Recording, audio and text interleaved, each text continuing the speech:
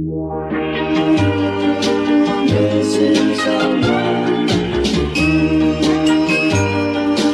guys, my name is Em and welcome back to the start of a brand new weekly reading vlog. Today is Monday the 16th of August. My aunt is coming to stay with me, which I'm really excited about because I haven't seen her in about 2 years, and she is coming to stay tomorrow. So this vlog may possibly be a 2-week vlog just to make sure that I actually do have some content. Also, this is the last few weeks of summer break. So as I said, I don't really have that many reading plans for this week just because I don't know how busy I'm going to be, if we're going to be doing things, if I'm going to be too busy or tired or whatever. So the only book that I have on my TBR for this week is, of course, Gods and Monsters by Shelby Mahurin. This is the third and final book in the Serpent and Dove trilogy. I started it yesterday during my 24-hour readathon. That vlog should already be up. It is my favorite vlog that I filmed to date. Definitely be sure to check it out. I will try to link it above or below, or it's just my last video. My battery is flashing. I do have to go fast, but I'm currently 160 something pages into this book, hoping to finish it this week, but it is like a 600-page book.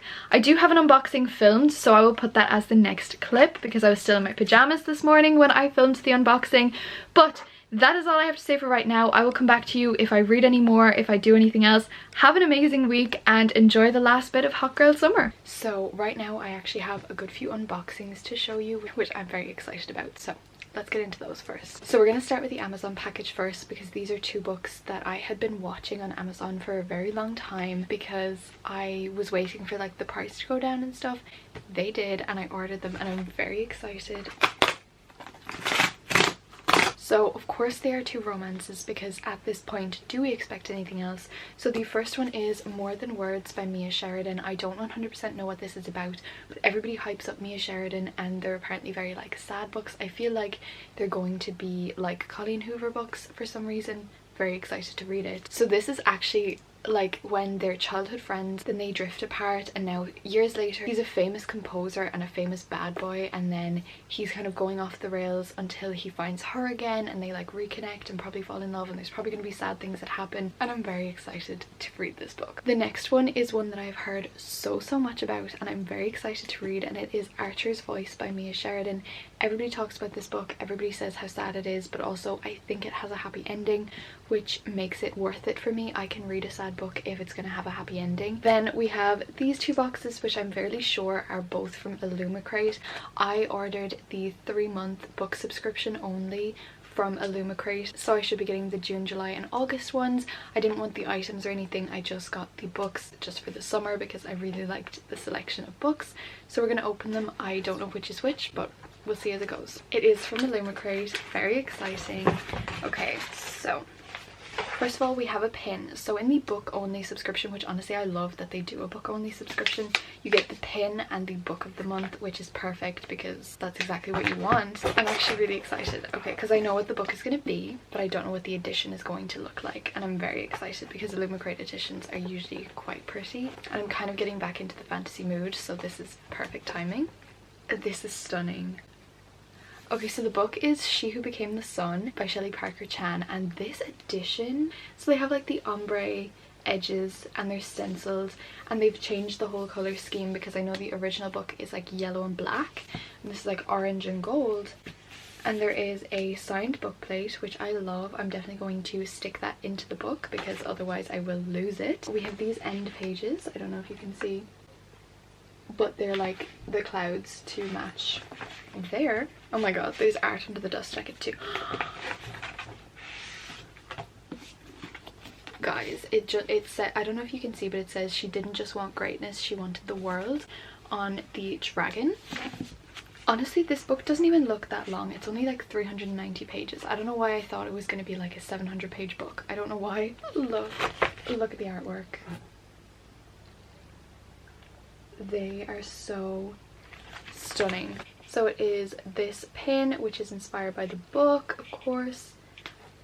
I love that so much. Okay, let's open the other box. I honestly don't know if this is June or July, but it doesn't really matter because they're both here anyways. So I had to open the actual box off camera because it was harder than the other one, but let's open it. Very excited. The pin, which we will get to in a second, and the book. So first of all, I love these little cloth bags. They're so cute. Okay.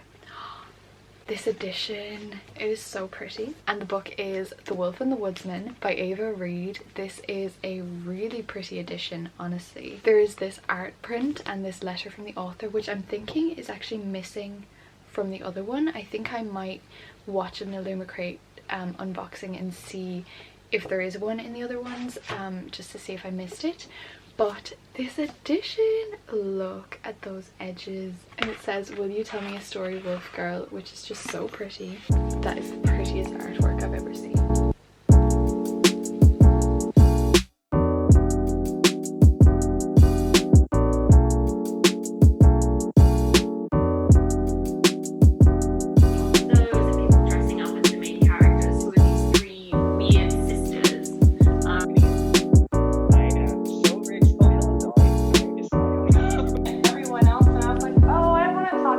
Hello besties! Okay, it is now Thursday. It is Thursday evening. It is currently 7:30 in the evening. I have many missed calls.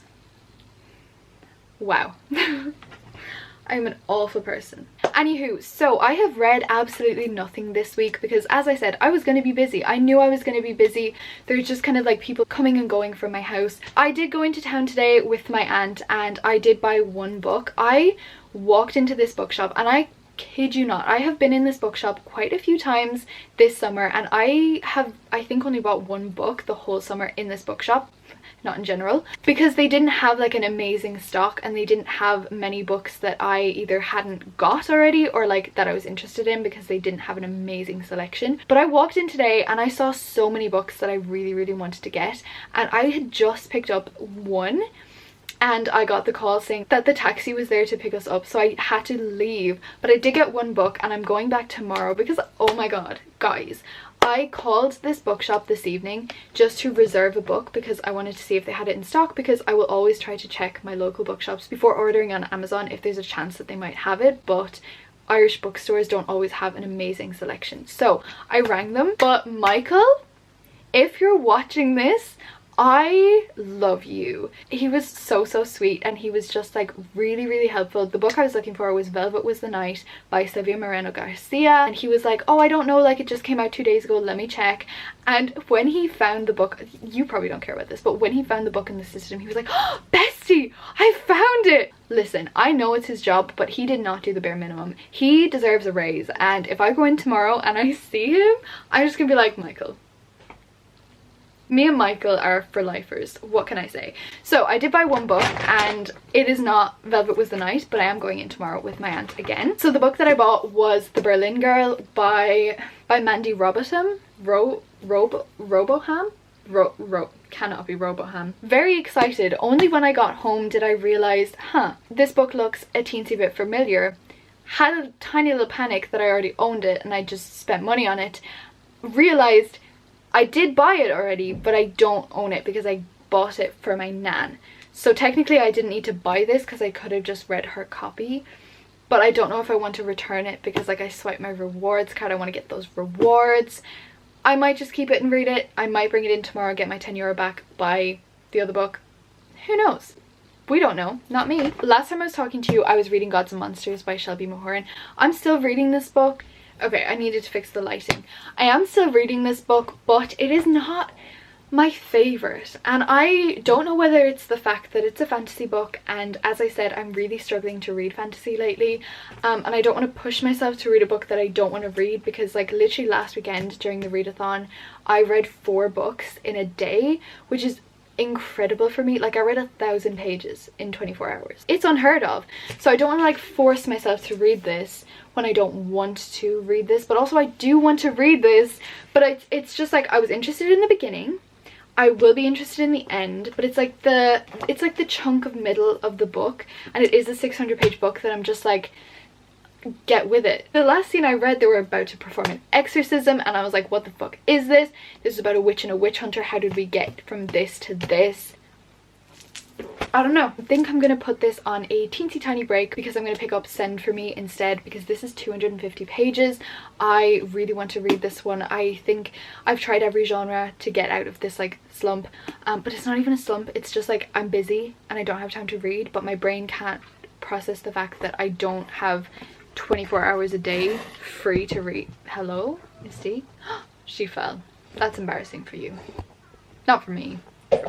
For you. So yeah, I think I'm gonna read this one. Well, I'm gonna start it anyways, but usually I do finish historical fictions quite fast, so I'm hoping that like I will finish this book fairly fast and then get to move on, because the second book in the Briar You series is coming tomorrow and I have never been more excited. I swear Elle Kennedy like laces her books with crack or something, because they're so addictive. I don't even know how to explain how they're so addictive. Like there could be a full-on book about those characters ordering pizza, watching paint dry, cutting the grass. I don't know, I'm trying to think of mundane things.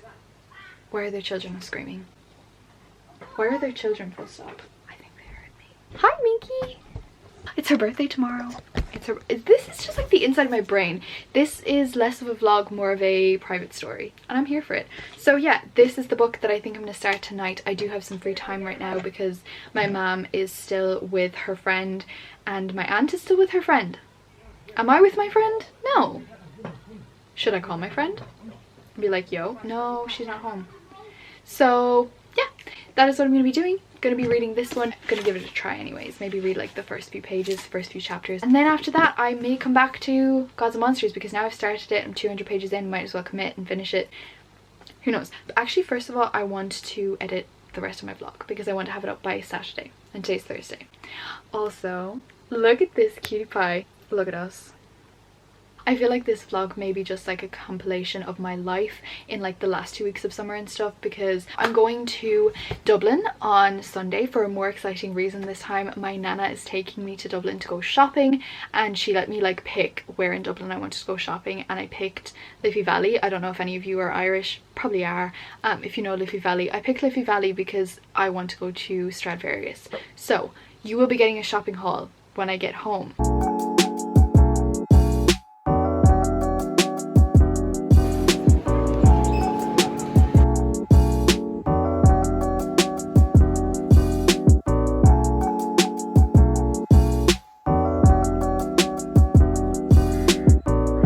Hey guys, okay, so it is Monday today. I have not been reading a lot and I've also not been vlogging a lot, so this is just like a compilation of the last few weeks of summer, because sadly this is my last full week of summer holidays and that's very depressing, but we move. It's fine. The heat wave is kind of back, so I'm definitely going to be reading outside and enjoying the sun. It is possible that I'm going to the beach tomorrow, so I'm just going to give you a quick little reading update and my TBR for this week, along with some books that I've hauled over the past week. I've been to a lot of different bookshops this week. They were all so much fun. I went on a huge shopping spree yesterday with my nana, and I will probably show you those clothes at some stage, but I don't have the energy right now to try them all on again. So earlier in the week I picked up Flock by Kate Stewart, of this girl who she moves to live with her estranged father. He's like really rich because he owns this company, so for the summer she starts working for this company because in order to like get her